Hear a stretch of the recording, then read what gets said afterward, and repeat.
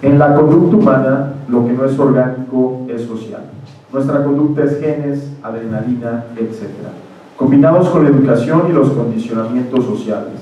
José Luis San Pedro. Buenos días, Universidad Humanitas les da la más cordial bienvenida. Es un honor para nosotros el que sean parte de la primera semana de Psicología Humanitas Psique. Hoy nos acompaña la doctora Marisol Montes de Oca, para que pida un fuerte aplauso. Doctora Abril Luche, les pido un fuerte aplauso. El doctor David Trejo y el doctor Diego Manjares, con el tema las neurociencias. Les cedo el micrófono.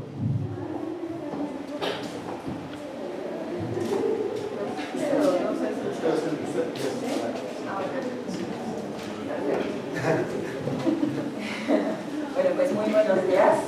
Muchas gracias por estar con nosotros el día de hoy. Gracias. Bueno, nos vamos a dividir en cuatro ponencias. Voy a dar una pequeña introducción acerca de la función del neuropsicólogo en una clínica de un hospital y cuáles son las funciones en general de un neuropsicólogo. El neuropsicólogo es un psicólogo que se desempeña en ambientes académicos, ya sean clínicos, de investigación, y que se dedica principalmente a evaluar el daño cerebral de una persona con el fin de detectar ciertas anomalías que pudiéramos estar viendo tanto en las funciones y si hay una alteración. El valor del neuropsicólogo en sus funciones sería dar un diagnóstico clínico y un tratamiento que puede referirse a la rehabilitación de funciones superiores. El diagnóstico clínico nos vamos a basar principalmente en el funcionamiento cognitivo, en el conductual, pero también ver qué tan relacionado está el procesamiento emocional, mediante pruebas que están estandarizadas para la población, sobre todo nosotros aquí en México, en población mexicana, tenemos que ser muy conscientes de qué tipo de valoraciones tenemos que hacer. El papel del neuropsicólogo está cada vez más presente en el ámbito sanitario, ya que fundamentalmente nuestra población nos damos cuenta hoy que los sobrevivientes de un traumatismo craneoencefálico es mucho más certero en cuanto al nivel de médicamente cómo sobreviven estos pacientes. Sin embargo, toda la rehabilitación que se tiene que hacer después de un traumatismo craneoencefálico lo tenemos que hacer nosotros como neuropsicólogos. O la prevalencia de demencias en la población, que cada vez es mucho mayor, y tenemos que tomar también eso en cuenta. La valoración neuropsicológica no es una manera nada más de llegar a administrar un test y ahí se acabó, ¿no? Es todo exige un conocimiento tanto de la realidad del paciente que se está valorando. Tenemos que tomar en cuenta cómo la vamos a administrar, qué prueba tenemos que administrar, valorar si es necesario o no es necesario hacer un tipo de examen extra, como por ejemplo podría ser una resonancia magnética que necesitáramos para localizar ciertas funciones, un electroencefalograma para ver si hay un lugar en la parte de la conducción nerviosa que no está funcionando adecuadamente. Entonces tenemos también que valernos mucho de herramientas que van a estar dentro del ámbito hospitalario. Por lo que tenemos ciertas características que tenemos que desarrollar. No es lo mismo que vayamos a evaluar a un niño que venga por problemas de aprendizaje que nos mandan del colegio, a una señora que vamos a estar haciendo una sospecha de inicio de demencia, y tampoco vamos a evaluar de la misma manera a un paciente con un traumatismo craneoencefálico que sea por un proceso legal a alguien que vayamos a necesitar para rehabilitación. Por lo que también hay otro punto en el cual los neuropsicólogos están, por ejemplo nosotros en el grupo de la clínica de epilepsia del Hospital General, estamos también inclinados a la investigación aplicada. ¿Qué es esto? Estamos nosotros viendo qué conocimientos de las funciones en las cuales nosotros tenemos a una población, como pueden ser los pacientes con Parkinson, con epilepsia, qué tipo de esfera puede estar afectada, si nosotros creemos que el lenguaje en ciertos pacientes puede estar más afectado, qué funcionamientos son los que no estamos viendo en ese momento que podamos hacer algo más para empezar a hacer un tipo de rehabilitación nueva o hacer una correlación entre una prueba neuropsicológica con una población en específico. Esto es básicamente lo que hace un neuropsicólogo en un hospital y el doctor Diego Manjarres nos va a hablar de la evaluación de la neuropsicología prequirúrgica para los pacientes con epilepsia. Hola, ¿qué tal? Buenos días. ¿Ya? Me voy a levantar para poder verlos a todos y que ustedes también me vean a mí. Yo les voy a explicar un poco acerca, de manera general, qué es la evaluación neuropsicológica y en particular cuál es la evaluación neuropsicológica en pacientes con epilepsia. La evaluación neuropsicológica nos permite conocer el funcionamiento del cerebro a través de su producto conductual, es decir, a través de la conducta, de las funciones cognitivas y de las emociones. Nosotros podemos inferir cómo es que ese cerebro está funcionando y trabajando, de tal manera que una alteración en su funcionamiento se va a ver reflejado en una alteración en procesos cognitivos, en funciones conductuales y en aspectos emocionales. La evaluación neuropsicológica nos permite conocer cómo es que se organizan las funciones cognitivas de manera normal dentro de un cerebro, cómo se desorganizan ante una lesión cerebral y cómo se reorganizan o se recuperan ante un tratamiento o rehabilitación neuropsicológica. La evaluación neuropsicológica es muy útil cuando queremos conocer el impacto de una lesión cerebral, de una enfermedad neurológica en la esfera cognitiva, en la esfera conductual y en los aspectos emocionales. Por ejemplo, en un traumatismo craneoencefálico, en accidentes vasculares como una isquemia, una hemorragia, una embolia, en niños con dificultades del aprendizaje, en trastornos conductuales que se encuentran en la infancia, por ejemplo, el trastorno por déficit de atención, no solo nos permite hacer una caracterización conductual, sino también un perfil cognitivo, neurocognitivo, de cómo es que está funcionando y trabajando ese cerebro en el niño. Nos permite conocer el perfil cognitivo en trastornos neuropsiquiátricos, en enfermedades neurológicas como epilepsia, en enfermedades degenerativas como la enfermedad de Parkinson, Alzheimer, demencias en general, enfermedades y tratamientos médicos no solo neurológicos, sino también en enfermedades crónicas como por ejemplo hipertensión, diabetes, que hoy en día se sabe que tienen un impacto importante en el funcionamiento del cerebro y que esto a su vez correlaciona y se asocia con alteraciones en aspectos cognitivos y conductuales en esos pacientes, así como el efecto de las sustancias tóxicas y el abuso de drogas en aspectos cognitivos y de manera general en las demencias. ¿Cuáles son los objetivos de la evaluación neuropsicológica? Bueno, conocer el funcionamiento cognitivo y conductual en relación a cómo es que está trabajando el cerebro. Contribuir al diagnóstico de enfermedades neurológicas. Hasta hace algunos años el diagnóstico neurológico solo se remitía a la caracterización médica de la sintomatología y de los signos que los pacientes presentaban. En últimos años, con el auge de las neurociencias y de las neurociencias cognitivas y neurociencias de la conducta, se aportó un perfil y una caracterización cognitiva a estos padecimientos y enfermedades neurológicas. De tal forma que para el diagnóstico de estas enfermedades no solo se contemplan los síntomas físicos, médicos, sino también aspectos conductuales y cognitivos que hasta hace tiempo no se consideraban. Por ejemplo, hoy en día se sabe que la enfermedad de Parkinson inicia por lo menos de 15 a 20 años antes de la manifestación observada y clínica de la enfermedad, es decir, temblor, rigidez o la combinación de estos. El inicio de la enfermedad es de 15 o 20 años atrás. Se caracteriza principalmente por la presentación de síntomas no motores, es decir, no temblor, no rigidez, sino síntomas principalmente conductuales. Entonces, esta es una gran de las aportaciones de la evaluación neuropsicológica, ¿no? Conocer el aspecto conductual y cognitivo que está ejerciendo en una enfermedad. Y preparar, diseñar, elaborar e implementar programas de rehabilitación neuropsicológica que nos permitan restablecer y recuperar las funciones perdidas en estos pacientes. Estas son de manera general y ahí va a ser aquí. Estas son de manera general y resumida algunas de las funciones cognitivas que se evalúan en todo paciente, ¿okay? Sea epiléptico o no, en todo paciente. Desde procesos de alerta y orientación, aspectos de atención y concentración, memoria, lenguaje, la capacidad para percibir el espacio, orientarnos en él, manipularlo, aspectos de reconocimiento sensorial a través de las distintas modalidades, tacto, olfato, gusto, visión, audición.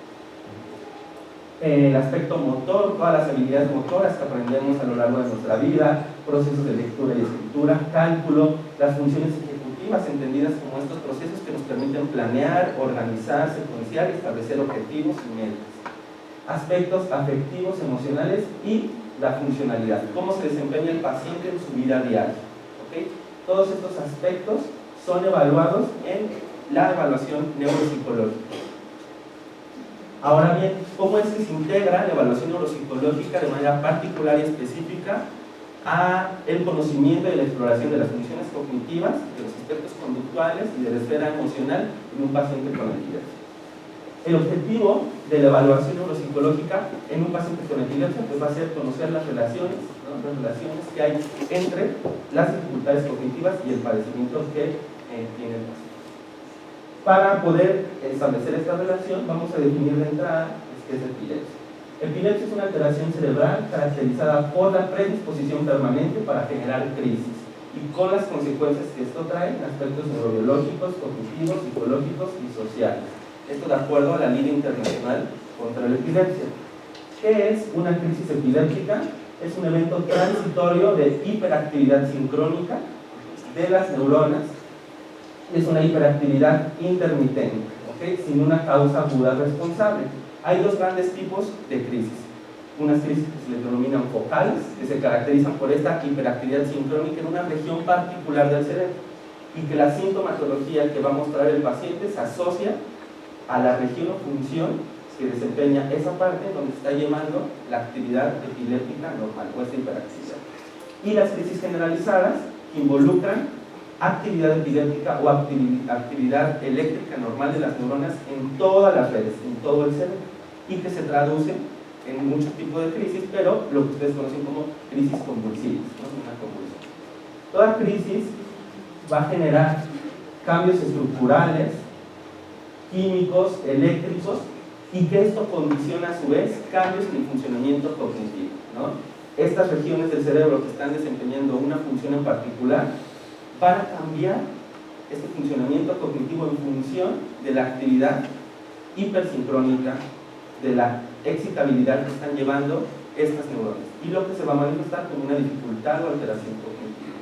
Esto tanto en aspectos focales como en crisis más generalizadas. De tal manera que podemos establecer distintos niveles de análisis, es decir, en un nivel molecular o neuroquímico vamos a encontrar alteraciones en los neurotransmisores y en las sustancias que liberan estas neuronas que están respondiendo de manera anormal, que están hiperexcitadas. Hay los receptores que van a responder a estos neurotransmisores y que esto a su vez va a generar alteraciones en el sistema a un nivel celular, en cómo se están comunicando de manera aberrante o anormal estas neuronas. Esta comunicación aberrante o anormal se traduce en una alteración en cómo los circuitos neuronales también se alteran, se modifican en respuesta a esta hiperexcitabilidad de las neuronas. Y estos circuitos y redes cerebrales que desempeñan un papel en la conducta y en la cognición, pues van a generar cambios a este nivel también. De tal manera que podemos ver que alteraciones de nivel molecular y neuroquímico conducen a alteraciones a nivel celular, esto a nivel de circuitos y sistemas, y esto a nivel conductual. Es por eso que cuando les daba la definición de evaluación neuropsicológica, que nos permite conocer el funcionamiento cerebral a través de su producto conductual. ¿Cuáles son los objetivos de la evaluación neuropsicológica en un paciente con epilepsia? Primero, conocer cómo es su estado cognitivo actual, es decir, cómo se encuentra mentalmente el paciente, qué efecto ha ejercido la enfermedad en sus funciones cognitivas hasta el momento de la evaluación. Nos permite conocer el tipo y dificultad cognitiva en particular, y que eso nos va a hablar de un circuito o de un sistema neuronal que está fallando y que pudiera asociarse con el sitio en donde se están desencadenando las crisis epilépticas, la actividad normal.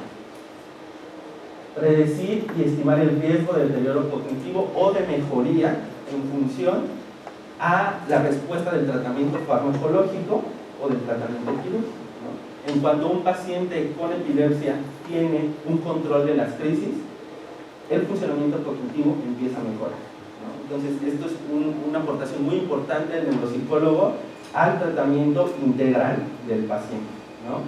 En aportar información al médico tratante, al neurólogo tratante acerca de la evolución de este paciente, no solo en el control de las crisis, sino también en el aspecto cognitivo. Hay otros fármacos antiepilépticos que generan efectos adversos en la cognición y que es muy importante que el neurólogo y el médico tratante estén enterados y al tanto de ello. Entonces es una comunicación multidisciplinaria e integral en el tratamiento y atención de un paciente con epilepsia. El seguimiento postquirúrgico, que implicaría posterior a la cirugía, ¿no? En pacientes que son refractarios o resistentes al tratamiento farmacológico, la cirugía es su segunda opción, pero se debe realizar una evaluación neuropsicológica pre y postquirúrgica para conocer cómo se encuentra el paciente cognitivamente, conductual, emocionalmente antes de la cirugía y si esta va a ejercer un efecto posterior a la misma, de tal manera que tengamos un antes y un después, que se mantiene igual, que mejoró o que empeoró, y en función de eso dirigir un tratamiento de neurorehabilitación. La evaluación neuropsicológica no solo se limita a aspectos cognitivos, ¿no? Sino también aspectos emocionales y afectivos por parte del paciente y por parte de la familia. La calidad de vida es muy importante, evaluarla en los pacientes, la funcionalidad, la manera en la que se desempeñan en sus actividades de la vida diaria y las estrategias de afrontamiento que el paciente lleva a cabo durante el proceso de su enfermedad. El neuropsicólogo también va a participar de manera importante en la adherencia al tratamiento farmacológico, ¿okay? El apoyo y la contención y orientación familiar que se le puede brindar al paciente y por parte del neuropsicólogo en la orientación tanto al familiar como al paciente respecto a la aceptación del tratamiento, estrategias de afrontamiento y nuevamente les repito, la adherencia al tratamiento.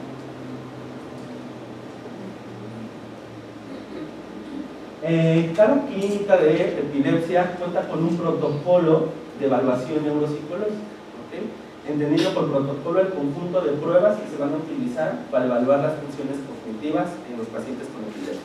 Este protocolo varía de clínica en clínica, pero de manera general todos confluyen en el punto de evaluar funciones cognitivas, las que les mostré hace un momento, ¿okay? Es decir, el objetivo es el mismo, el medio va cambiando de acuerdo a la población clínica, a la edad y a la escolaridad de los pacientes con los que tratamos. En la clínica de epilepsia, nosotros utilizamos estas 4 pruebas o baterías de base. Más o menos podemos agregar algunas. La primera de ellas es el neurología, atención y memoria. Esta prueba nos permite evaluar aspectos de atención y concentración, la memoria, principalmente en sus 2 modalidades, verbal y visoespacial, y las funciones ejecutivas, nuevamente entendiendo estas capacidades para planear, organizar, establecer un objetivo, elaborar una estrategia y concluir. De manera más específica, la batería de funciones ejecutivas y lóbulos frontales, que nos permite explorar de manera más detallada estas funciones, ¿okay? Esta batería nos permite evaluar las funciones cognitivas asociadas a cada parte del lóbulo frontal, la región más anterior de nuestro cerebro. Nos permite evaluar funciones de planeación y organización, elaboración de estrategias, cambio de estrategia, el acceso a las palabras, procesos de inhibición, toma de decisiones, abstracción y metacognición. Ahorita vamos a ver de manera muy general a qué nos referimos con estos procesos. También se utiliza la prueba de denominación Nombela 2.0, que nos permite evaluar la capacidad de los pacientes para nombrar las cosas. Nombrar seres vivos y seres no vivos. Y finalmente la prueba de escucha dicótica, que nos permite conocer la lateralización hemisférica del lenguaje, es decir, cuál de los dos hemisferios, izquierdo o derecho, está llevando a cabo los procesos del lenguaje, los procesos lingüísticos, cuál es el especializado en el lenguaje. Esto es muy importante para la evaluación prequirúrgica de los pacientes, porque justo una de las funciones que se pretenden cuidar más es el lenguaje, ¿no? Y en la evaluación prequirúrgica nos permite conocer la lateralidad de este proceso, de tal manera que durante la cirugía se cuide o se considere esto. Vamos a comenzar con la primera prueba, que es el neuropsia, atención y memoria. Esta prueba, como yo les comentaba, evalúa atención, concentración, memoria y funciones ejecutivas. Sin embargo, una de las principales funciones que va a explorar va a ser los aspectos mnésicos y de memoria. Como sabemos de manera general, el hemisferio izquierdo, estadísticamente e hipotéticamente, se encarga principalmente del funcionamiento verbal, del lenguaje, ¿okay? De tal manera que el lóbulo temporal, las regiones que tenemos superiores a nuestras orejas, se van a encargar de funciones mnésicas de la memoria verbal, el aprendizaje y el recuerdo de lista de palabras, textos, frases, oraciones, conceptos, definiciones. Mientras que el lóbulo temporal derecho se encargaría del almacenamiento, del aprendizaje y del recuerdo, principalmente de información visual o perceptual y espacial, pero también emocional, como rostros, localización de objetos, rutas topográficas para llegar a algún lugar y el reconocimiento y recuerdo de aspectos emocionales. Entonces, esta es de manera general como la lateralidad de las funciones mnésicas, ¿no?, de la memoria. La primera tarea que les voy a presentar es una tarea que se conoce como lista de palabras. Esta tarea consiste en la presentación durante 3 ensayos de listas de palabras. Una lista de palabras compuesta por 12 palabras. Estas palabras se presentan siempre en el mismo orden y se le pide al paciente que, después de que se le haya leído esa lista de palabras, él deberá repetir las palabras que se le dijeron, ¿okay? No importa que se repitan en un orden diferente al que el evaluador dijo. Lo importante es que repita la mayor cantidad de palabras posible y, en el mejor de los casos, todas las palabras. Deberá poner mucha atención a esas palabras porque más adelante, de 20 a 30 minutos después, se le volverán a preguntar. Esta tarea nos permite evaluar la capacidad del cerebro de ir adquiriendo la información de manera seriada o paulatina. Por ejemplo, en este primer ensayo, este paciente recordó 4 palabras. En el siguiente ensayo, este paciente recordó 7 palabras. Y en el siguiente ensayo, este paciente encontró las 12 palabras. ¿Okay? Esto en el mejor de los casos. No sucede siempre así, y menos en un paciente con epilepsia. Esto, si se dan cuenta, nos permite obtener un patrón en cuanto a la evolución y mejoría del paciente en la adquisición de esa información, ¿no? Esperando que conforme aumente el número de ensayos, mejore la adquisición y el aprendizaje de esa información. Esto nos da como resultado una curva de aprendizaje, de tal forma que conforme van aumentando el número de ensayos, el número de palabras recordadas de manera inmediata va a ir aumentando.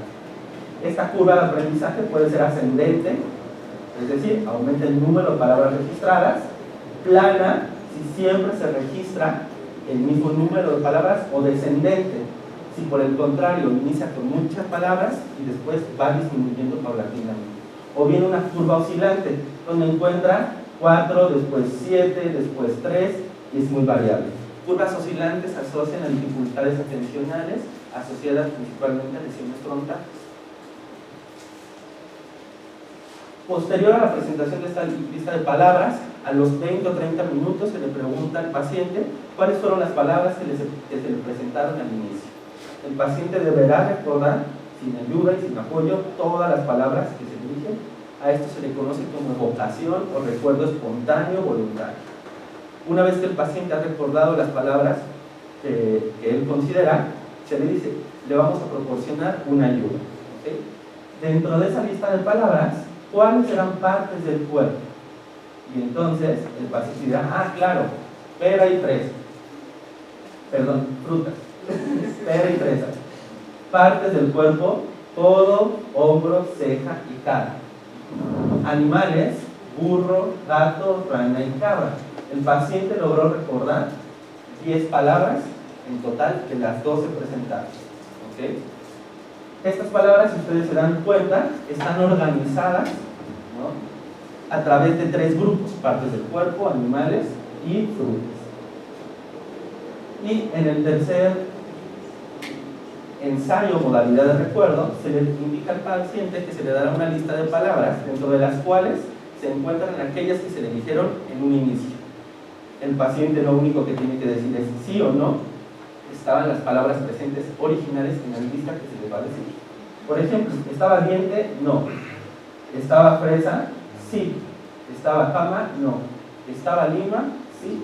¿Estaba perro? No. Si continuáramos con este ensayo, el paciente obtendría un total de 12 palabras. ¿Okay? Mejoró mucho. Si ustedes se dan cuenta, tenemos en esta tarea 4 presentaciones. La primera es el primer contacto que tiene el paciente con las palabras, ¿no? Esta tarea nos permite ver la adquisición, el registro de la información, ¿sí? Las siguientes 3 modalidades van a ser de manera espontánea: cómo accede el paciente de manera solita, ¿no?, a la información; después con apoyo de claves, es decir, por categorías, cómo se encuentra la información; y de manera después por discriminación, cuál sí y cuál no. Se hipotetiza o se espera que los pacientes mejoraran en el recuerdo por claves y por reconocimiento. Sin embargo, no siempre sucede así. O bien podemos encontrar que durante la primera presentación de las palabras tienen un desempeño normal; cuando las recuperan de manera espontánea, su desempeño es limitado, pero cuando se les dan las claves, mejoran, y cuando se les da el reconocimiento, mejora aún más. Eso nos quiere decir que la información está dentro de ese cerebro, pero está organizada de manera totalmente desestructurada, o más bien no está organizada, de tal forma que al proporcionarle las claves podemos acceder a esa información. Y más aún, si se trata solo de discriminar cuáles estaban y cuáles no, nos corrobora que esta información está dentro del cerebro, pero de una manera completamente desestructurada. ¿Okay? O bien podemos encontrar que ninguna de las 3 modalidades, de forma solito, por claves o por reconocimiento, el paciente accede a la información y no recuerda nada. Eso nos indica que su dificultad está desde cómo se consolida la información de corto a largo plazo, y que aunque se le dé cualquier apoyo, él no va a acceder porque esa información ya no está presente.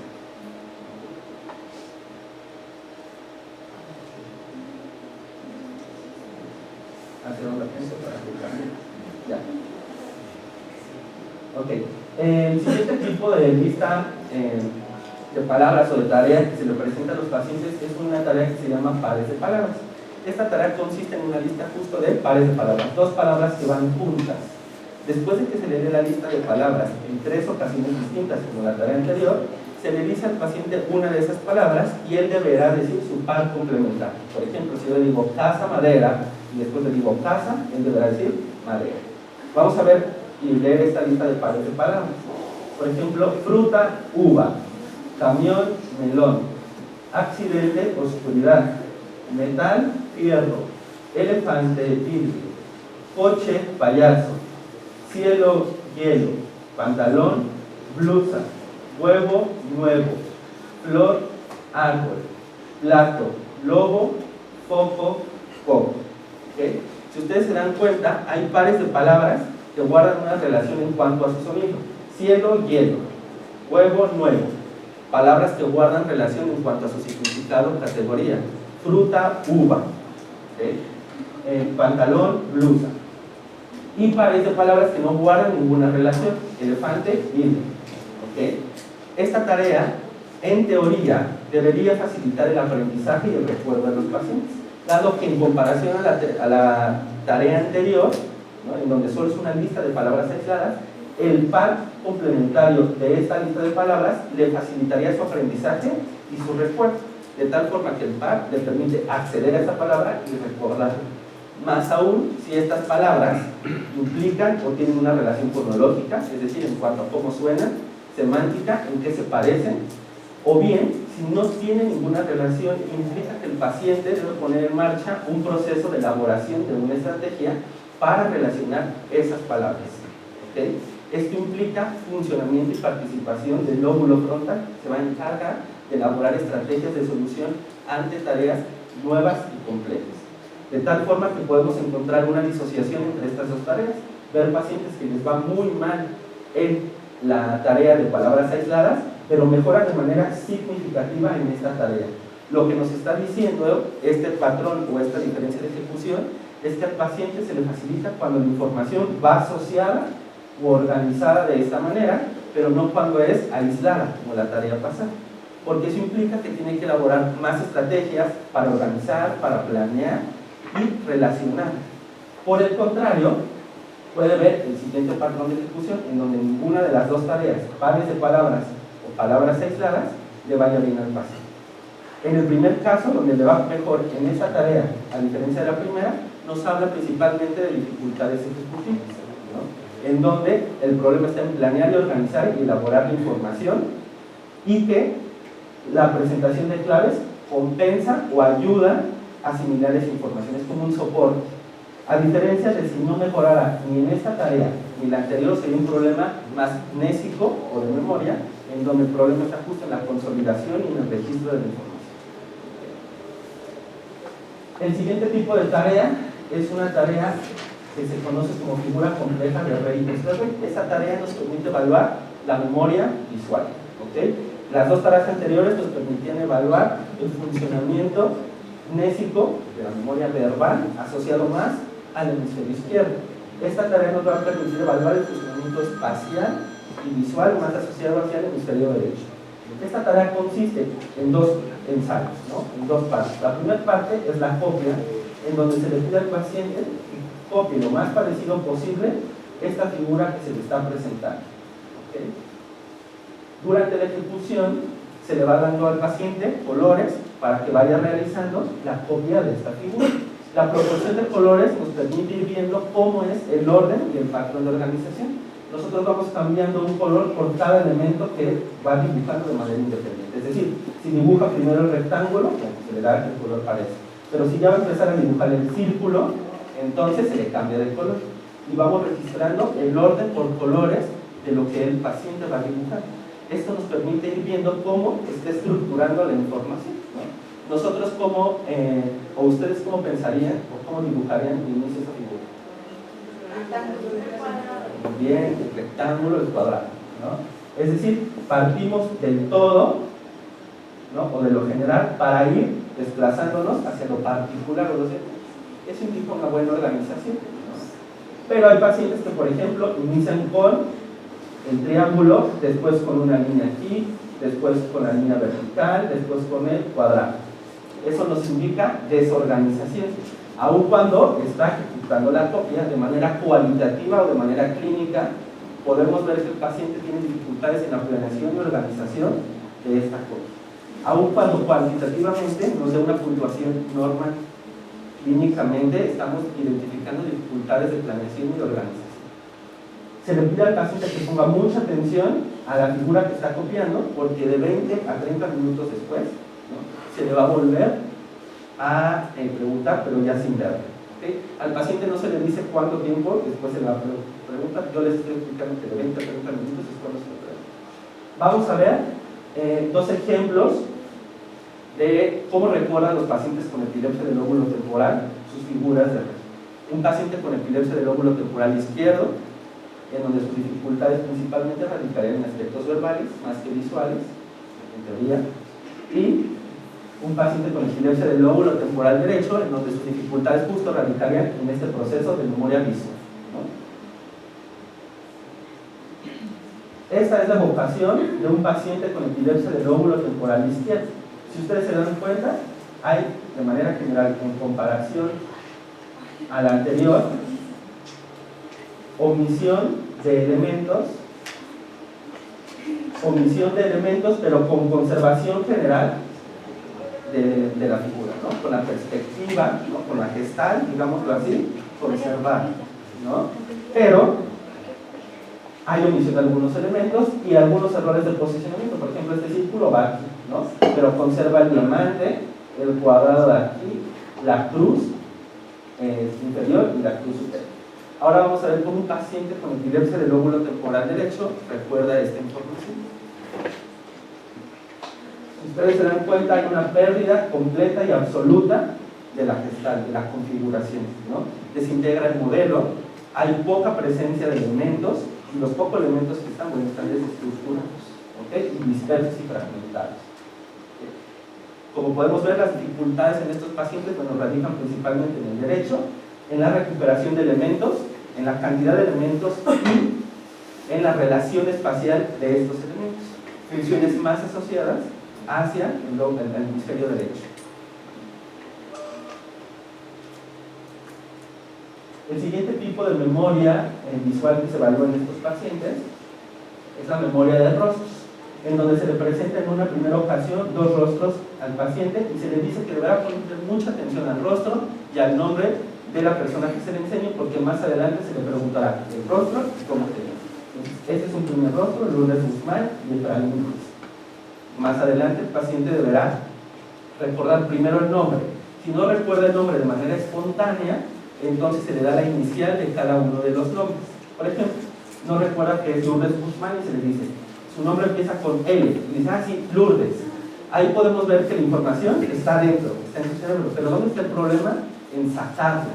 ¿Por qué? Porque la manera en la que la sacó, la manera en la que está sacando la información, se relaciona con la manera en la que está metiendo la información dentro del cerebro, o cómo la está registrando, asociándose nuevamente a un proceso de organización, planeación de su aprendizaje.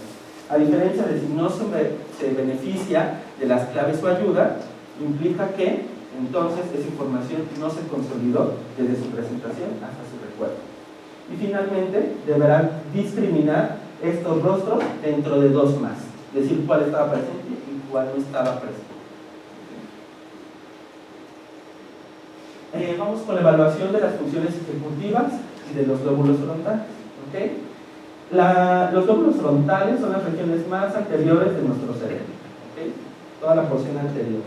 Son las estructuras cerebrales de más reciente desarrollo y evolución del ser humano. En las mujeres estos lóbulos maduran o terminan de minimizarse en promedio de los 19 a los 20 y en los hombres de los 21 a los 22. ¿Okay? Eso explica muchas cosas. ¿Okay? De acuerdo a Muriel Isaac, pionero en el término de funciones